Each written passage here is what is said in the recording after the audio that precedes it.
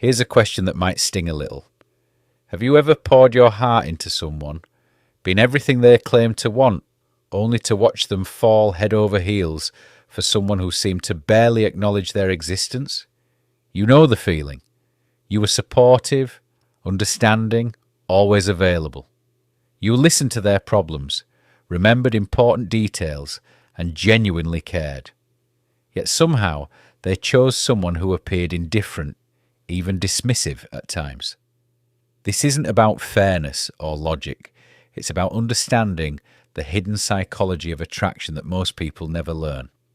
Since childhood, we've been fed a dangerous myth that being good enough automatically equals being chosen. We're taught that kindness, availability, and accommodation are the golden tickets to love and desire. But here's what nobody tells you. Attraction operates on a completely different frequency than logic. Carl Jung, the pioneering psychologist, revealed something profound. The meeting of two personalities is like the contact of two chemical substances. If there is any reaction, both are transformed. Notice he didn't say the nicest or most convenient substances create the most powerful reactions. He said contact between personalities that creates transformation. Most of our deepest desires and decisions don't originate from our rational mind. They emerge from our unconscious. Jung famously stated, until you make the unconscious conscious, it will direct your life and you will call it fate. When it comes to attraction, this couldn't be more relevant. The biggest misconception crushing your romantic potential is believing that being the safest choice makes you the most desirable choice. You think, if I'm always supportive, never challenging, consistently available, they'll naturally choose me. But here's the harsh reality. Predictability is the enemy of passion. Think about it this way. You're incredibly hungry and you have two options in front of you. One is a plain, predictable sandwich. Nutritious, safe, exactly what you'd expect. The other is an exotic dish with complex flavors, intriguing aromas, and an element of mystery. Your logical mind might say, choose the sandwich, but which one actually captivates your senses and creates an unforgettable experience? This isn't about being the wrong choice, it's about being the irresistible choice. If you're finding value in this psychological insight, hit that subscribe button and ring the notification bell. We're diving deep into attraction psychology that most people never learn, and you won't want to miss what's coming. Jung introduced the concept of the shadow, the parts of ourselves we suppress or hide because we think they're unacceptable. Many people, especially in dating, create a shadow out of their authentic desires, their boundaries, their true opinions, and their genuine wants. They think hiding these aspects makes them more lovable. But suppressing your authentic self creates emotional invisibility. When you constantly ask, what do you want to do? Instead of expressing your preferences, you're not being considerate. You're disappearing. When you say, I'm fine with whatever, instead of voicing your desires, you're not being easygoing. You're becoming forgettable. The person who gets chosen isn't the one who needs the least or asks for nothing. It's the one who creates an emotional experience that feels alive, dynamic, and real. After studying attraction psychology and Jung's principles of consciousness, I've discovered that there are two simple words that can completely transform how people perceive and respond to you. These aren't manipulation tactics or pick-up lines. They're rooted in deep psychological principles about how desire actually functions in the human mind. Ready for them? I want. Sounds almost too simple, right? But let me explain the profound psychology behind why these two words carry such transformative power. When you say, I want, with genuine confidence, you're doing something most people are terrified to do. You're taking emotional leadership. Most people communicate in what I call permission-seeking language. Would you maybe want to hang out sometime, if you're free? I don't know. Whatever you think is best. If it's okay with you, we could possibly, but notice the difference when someone says, I want to take you to dinner this Saturday. I want to share this experience with you. I want us to spend more time together. The energy is completely different. One approach seeks permission to exist in someone's world.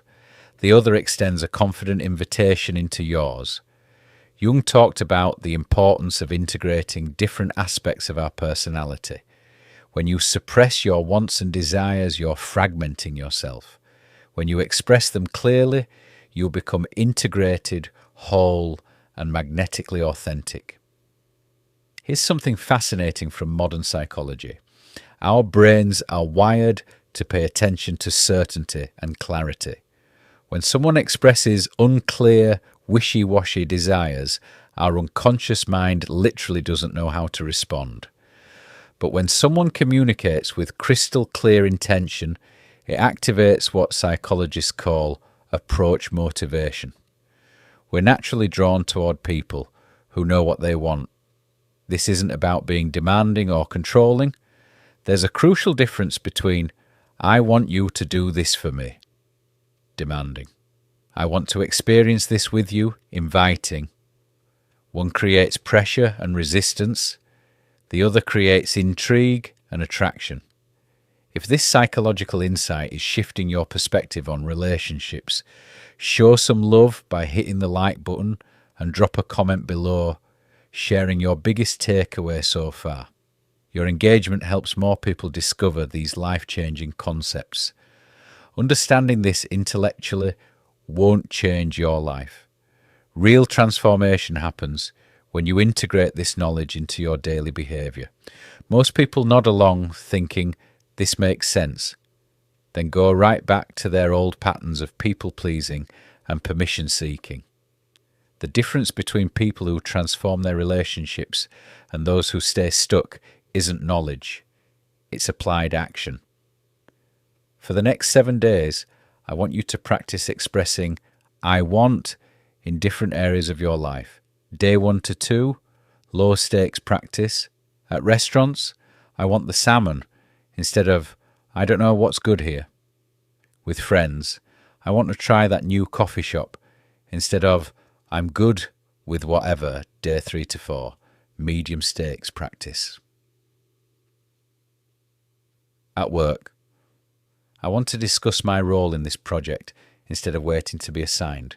With family, I want to spend time together this weekend instead of hoping someone else suggests it. Day 5 to 7, high stakes practice. In dating, I want to see you again instead of hope we can hang out sometime. In relationships, I want us to work through this together instead of avoiding difficult conversations. After just 1 week of this practice, you'll start noticing 1. Increased respect.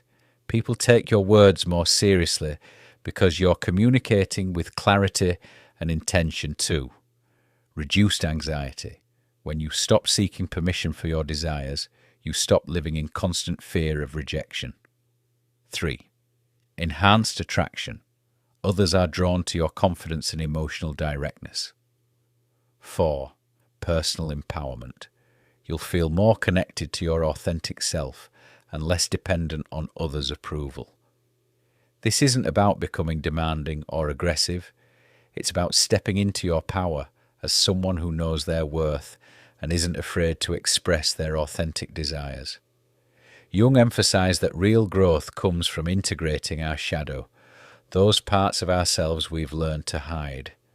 For many people, their desires, boundaries, and authentic preferences have become shadow material because they were taught that wanting things directly was selfish or inappropriate. But your desires aren't the enemy of love. They're the pathway to authentic connection. When you hide your wants, you force others to guess what you need, creating confusion and distance. When you express them clearly, you create the opportunity for genuine compatibility and deep connection. This principle extends far beyond dating and relationships. in career. Instead of hoping someone notices your contributions, say, I want to discuss my advancement opportunities in friendships. Instead of always being the one who adapts, say, I want us to try something different this time in family. Instead of suppressing your needs to keep peace, say, I want us to find a solution that works for everyone. In personal growth, instead of vague goals, get specific. I want to develop this skill. Or, I want to change this pattern. What makes I want so powerful isn't the words themselves. It's the psychological shift they represent. When you say, I want authentically, you're taking responsibility for your desires instead of making others guess. Leading with confidence instead of following with anxiety. Creating clarity instead of confusion. Demonstrating self-worth instead of seeking validation. Jung believed that individuating, becoming your authentic self, was the primary task of human development. Learning to express your wants clearly is a crucial part of that process. As you get comfortable with basic I want statements, you can evolve into more sophisticated forms. Instead of, do you want to be exclusive? Try, I want us to commit to each other exclusively. Instead of, are you free this weekend? Try, I want to spend Saturday with you. Does that work? Instead of, what do you think about moving in together? Try, I want to explore living together. How do you feel about that? Notice how the second versions create forward momentum while still leaving room for the other person's response. Remember, confidence awakens desire, not because it's manipulative, but because it's authentic. When you express your wants clearly, you're not trying to control outcomes.